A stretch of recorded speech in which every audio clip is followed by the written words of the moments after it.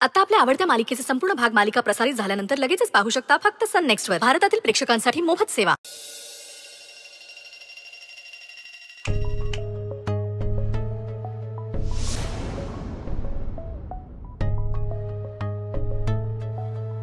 तू कधी आली? कधीच. अगं 10 मिनिटं झाले मला येऊन. काय लक्ष कुठे तुझं?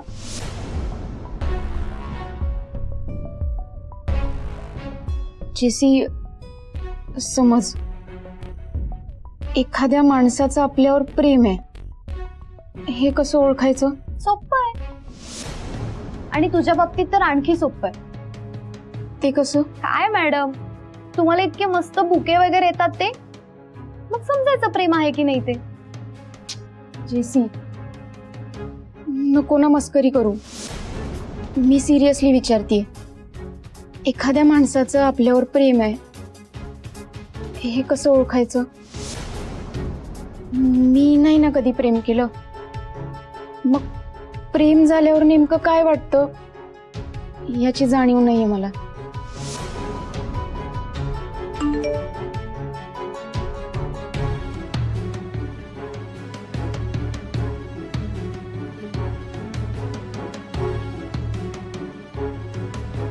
हे बघ, सुजित सरांचे मेसेज. मी काही फॅब्रिक सॅम्पल पाठवले, मनीकडून मिळाले का? आवडले का? कोणतं आवडलं? मी खास तुझ्यासाठी म्हणून कॅटलॉग मागून घेतलेला. तू माझ्यासाठी खूप इम्पॉर्टंट आहे स्वानंदी. तुझा हा प्रोजेक्ट सक्सेसफुल झालाच पाहिजे.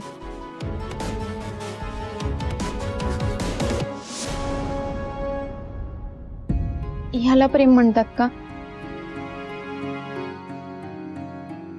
मला माहिती आहे सुजित सर हे सगळं मनापासून काळजीनं करतात.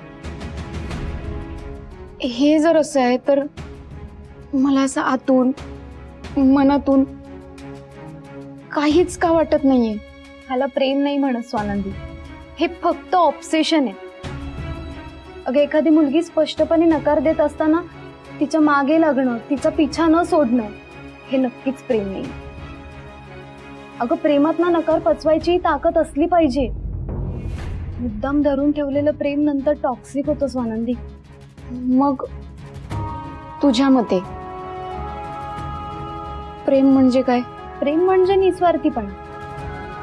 आपली आवडती व्यक्ती आपली होणार असो किंवा नसो हे माहीत असूनही सतत तिच्या सोबत काळजीने उभं राहणं, सतत तिच्या भल्याचा विचार करणं म्हणजे प्रेम.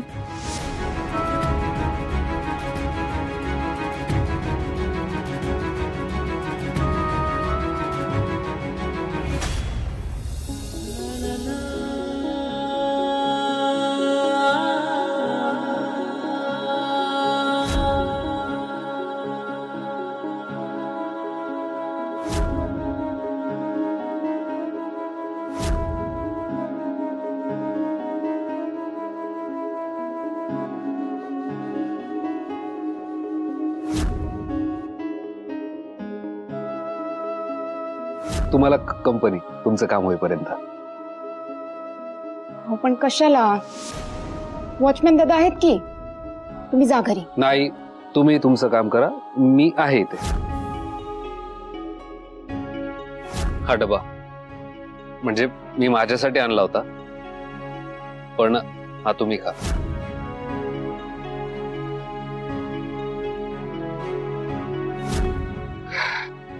हो, केवढं जड आहे हे. काय आहे यात? आनंद आणलाय तुमच्यासाठी.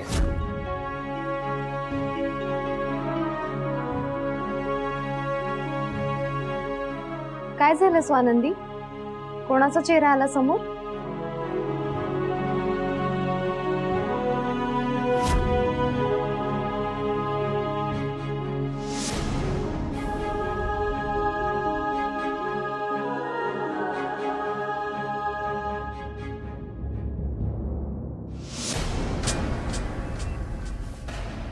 स्वानंदी फोन उचलत नाहीये, मेसेजेसला रिप्लाय करत नाहीये. कुठे बिझी आहे?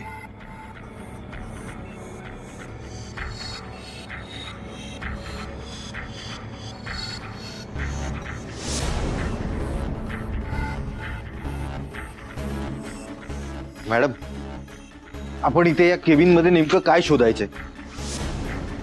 तो जो आला होता ना शेरा, त्याची माहिती, तो कुठे राहतो, तो काय करतो, त्याचा आपल्या कंपनीशी काय संबंध आहे, हे सगळंच. पण का, कशासाठी, आणि हे सगळं मिळून काय करणार आपण? अरविंद, हा शेरा तोच माणूस आहे जो त्या दिवशी आमच्या हॉस्टेलमध्ये आला होता आणि स्वानंदीच्या रूम मध्ये गेला होता, तेही कुणालाही न कळवता. म्हणजे नक्कीच याचा आणि स्वानंदीचा काहीतरी संबंध आहे. तेच आपल्याला शोधून काढायचंय. शोध पटापट, उभा काय आहे?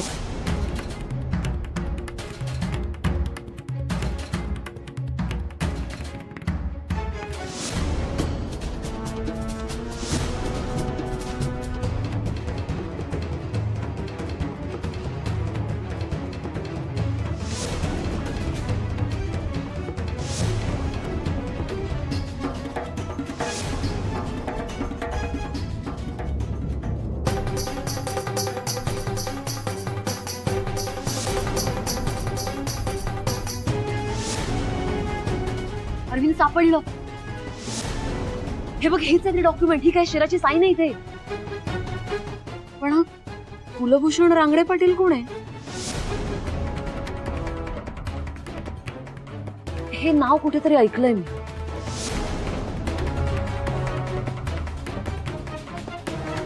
कुलभूषण रांगडे पाटील.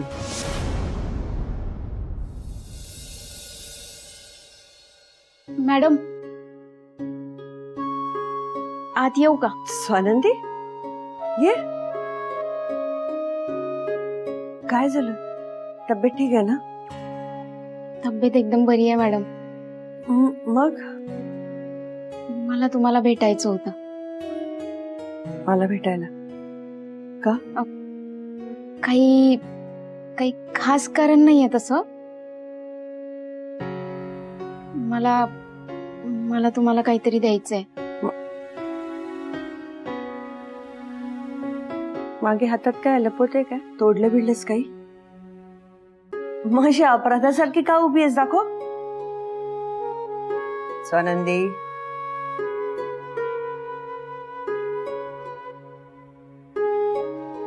माझ्याकडून एक छोटूस गिफ्ट तुमच्यासाठी.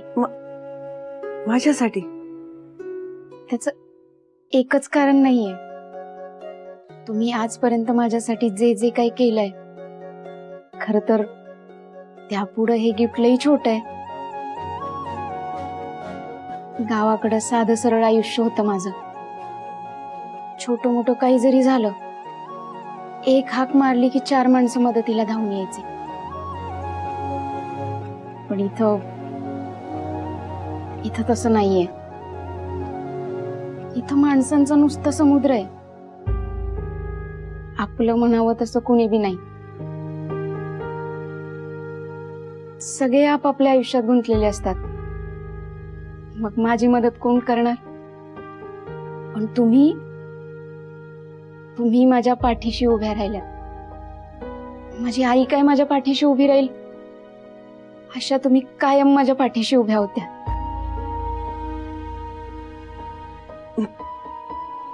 मी काहीही जगावेगळं केलेलं नाहीये.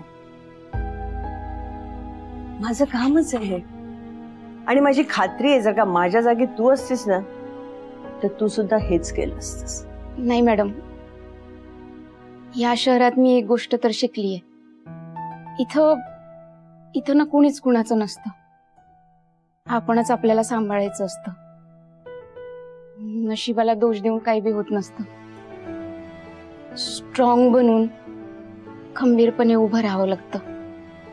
आणि मॅडम, तुम्ही नसताना तर मी हे करूच शकले नसते. खचले असते कदाचित, पण आता खंबीरपणे उभं राहण्याचा प्रयत्न करतेय. ते फक्त तुमच्यामुळं. मी ना खूप असं महागडं किंवा लई मोठं गिफ्ट आता तुम्हाला देऊ शकत नाही. पण माझ्या ऑर्डर मधनं उरलेल्या कापडातनं मी तुमच्यासाठी काहीतरी बनवलंय. माझी आई नेहमी म्हणते, चिंधीनं चिंधी कारणीला लावल तोच खरा कलाकार. बघा, तुम्हाला आवडतंय का माझं गिफ्ट?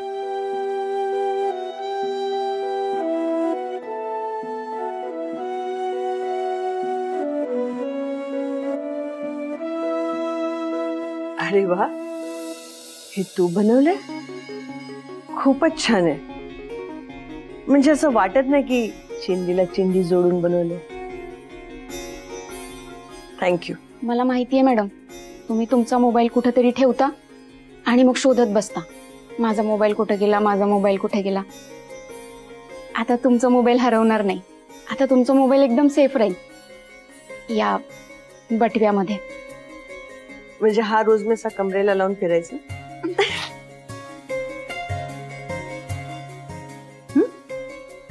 कसा दिसतोय? खूप छान. थँक्यू. Thank you so much.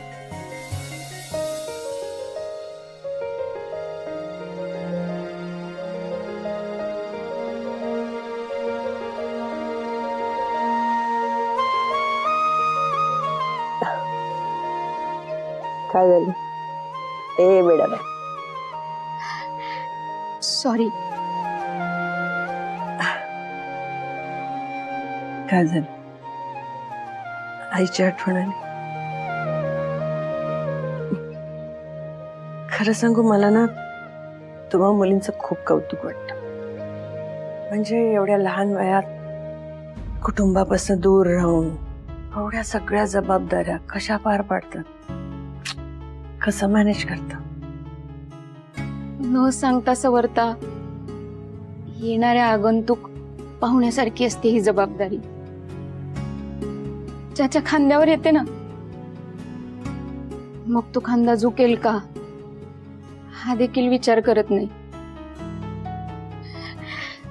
आता माझंच बघा ना, मी गावाकडची साधी सरळ मुलगी, पण माझ्या खांद्यावर आली की जबाबदारी. पण एक सांगू का मॅडम, तुम्ही सोबत आहात हा विचार जरी केला ना तरी लय बळ मिळतं मला. तुम्हाला लई म्हणजे लई थँक्यू बरं का.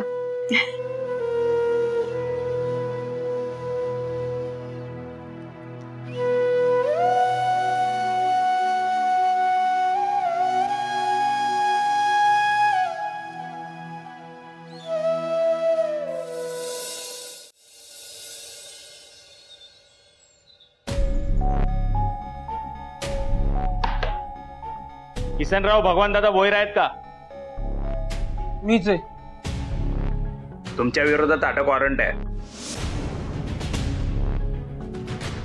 कुठेही पळून जायचा प्रयत्न करायचा नाही, नाहीतर टायरात घालून फटकेच देईल.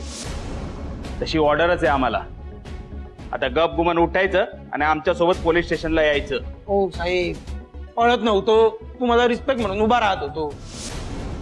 काय केलंय मी? बघ, आईची आण घेऊन सांगतो, मी काय पण केलं नाही बरं का. तू काय बी केलं नाही ना, मग बोलताना तुझी बोबडी का वळतीये? कुणाची? कर नाही त्याला डर कसली? मुद्दा काय? कंप्लेंट कुणी केली? डिस्कस तर करा. गावातलं कुणी केली का? आत्ता जाऊन बघतो ना कुणात माज आलाय ते. आमच्या समोर आवाज खाली ठेवायचा. तरण्याच्या त्या मुलीवर हात टाकतोस आणि आम्हाला विचारतो काय केलं म्हणून. तुझ्या सरकारना ना चौकात उभं करून चापकाचे फटकेच दिले पाहिजेत. हो साहेब, कोण मुलगी? कुणावर हात टाकलाय? बघा, काहीतरी गैरसमज झालाय, त्यात तुम्ही माझ्या घरात उभं राहून मला मारताय होय. आम्हाला सांगणार? तू आम्हाला सांगणार? हे बघ, आता तुला जे काय बोलायचंय ना ते पोलीस स्टेशन मध्ये येऊन बोलायचं, कळलं का? ओ दत्ता, घेऊन या ना. तुमचा गैरसमज झाला. हो ऐक, तुला काय घाईये? हो साहेब ऐका ना, तुमचा गैरसमज होतोय. जे काय बोलायचंय ना तर चौकीत.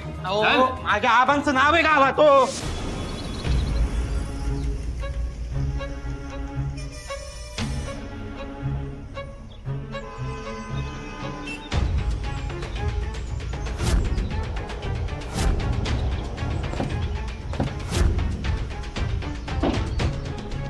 तीन चहा दे रे. दोन इकडे आणि एक आत. तू चहा घेणारस का? बरं, आपलं तोंड धुवायला पाणी कुठे? नाही. चला.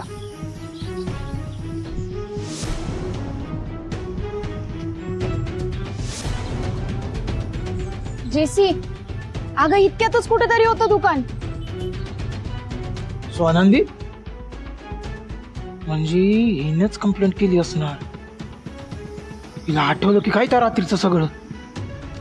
बाबू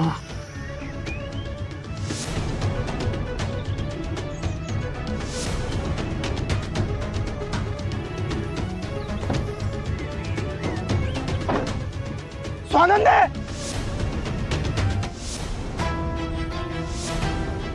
सरपंच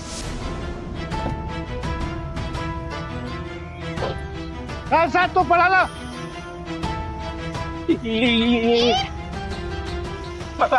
असं करू नको अगं, माझी अख्खी कारकीर्द बरबाद होईल. हे नको करू. सरपंच तुम्ही बाबा तो मी नव्हतो. त्याने त्या रात्री मी काय बी केलं नाही. म्हणजे म्हणजे मी तुला बघितलं होतं, पण तो तो तो तो माणूस मी नव्हतो. आईची आणि मी नव्हतो, आणि मी सुधारलो बी आहे. हवं तू तुझ्या घरच्या नाहीच्या. मी त्यांना त्रास बी देत नाही. त्यांना पैशांचं बी जाऊ दे, तुला जमल तसं दे, नाही तर देऊ बी नको. तायडीच्या लग्नात आयर केला समज, पण ही कंप्लेंट मागं घे. अगं माझं वाटोळ होईल. म्हणजे ऐकून घे ना. कुठं बघती मी. ए काय रे, काय नाटक लावलंय तुझं? देवरे पळा पटकन. स्वानंदी चल. काय झालंय? मी केलं नाही. बंद कर तुझे. स्वानंदी ओ गाडी काय साहेब वगैरे चल बसात मध्ये. अरे चल लवकर बसात मध्ये. स्वानंदी इकडे.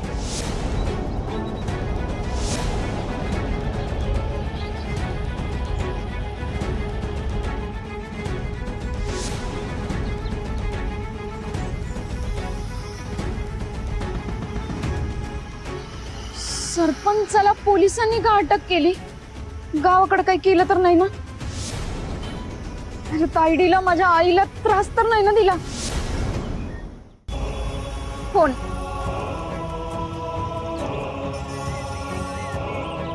काय ग स्वानंदी, एवढ्या दिवसांनी अचानक फोन केलास? तिकडे सगळं ठीक आहे ना? तायडे इकडे सगळं ठीक आहे, गावाकडे सगळं ठीक आहे ना? अगं सरपंचाला पोलिसांनी का अटक केली? त्याने पुन्हा पैशासाठी तमाशा केला का? अगं काय सांगतेस, सरपंचाला आणि अटक? याचं नाही का माहिती? पण बऱ्याच दिवसापासून तो तर घराकडे पण नाही फिरकला. मागे मी गेलेले ना त्याला भेटायला आणि सांगायला की तुमचे सगळे पैसे परत करू, पण आम्हाला थोडासा वेळ द्या. तर त्यावर हो पण म्हणाला. अगं आम्हालाच आश्चर्य वाटलं की हा माणूस एकदम कसं काय सुधारला ते. पण म्हटलं दिली असेल देवी आईनं त्याला बुद्धी. आता पण हे पोलिसांनी अटक केलं, याचं काय ग? काय नवीन भानगड झाली असेल? अगं तायडे, भानगडीचं जाऊ दे, पण त्याने जर का काही केलंच नाहीये तर तो मला येऊन सॉरी का म्हणाला? काय सरपंचानं तुला सॉरी म्हणत होता? होय. आणि ते कधी? अगं आता पोलिसांपासून माझ्याकडे धावत आला आणि मला म्हणाला, स्वानंदी सॉरी, मला माफ कर. स्वानंदी मला माफ कर, स्वानंदी मला माफ कर. मी काही बी मला माफ कर म्हणत होता. ते का म्हणाला असेल? स्वानंदे ओ मणी सर, सांगा की आपली घट्ट मैत्री की नाही? फुल घेऊन फिरते, त्याने दिलेलं. हॅलो स्वानंदी. स्वानंदी तायडे, मी करते तुला फोन. ठेवते. बर.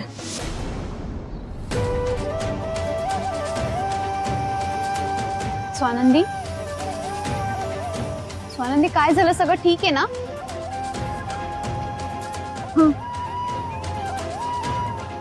चल चल. ओ साहेब, अहो तुमचा गैरसमज झाला. अर्धा सांगितलं तुम्हाला, तुम्ही नुसतं आणतच चाललेत. साहेब ऐकून तर घ्या ना. अहो गैरसमज झालाय तुमचा. मी 10 वेळा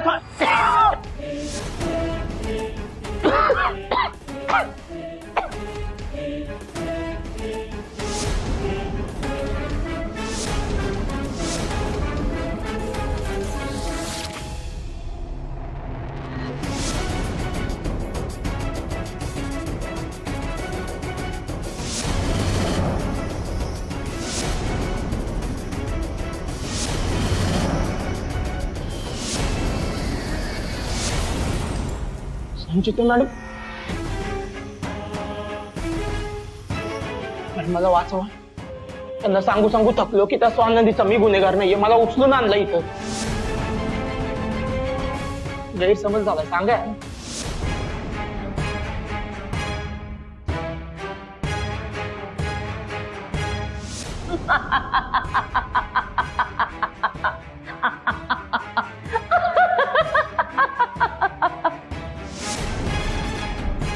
किती मूर्ख असशील रे सरपंच.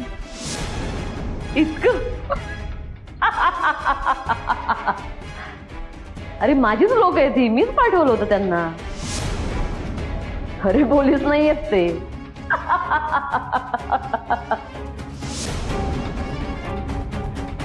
पण जर का आता तू माझी मदत केली नाही तर खरंच मला पोलीस बोलवायला लागतील. हा,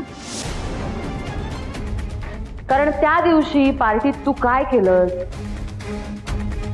ते माहिती आहे मला.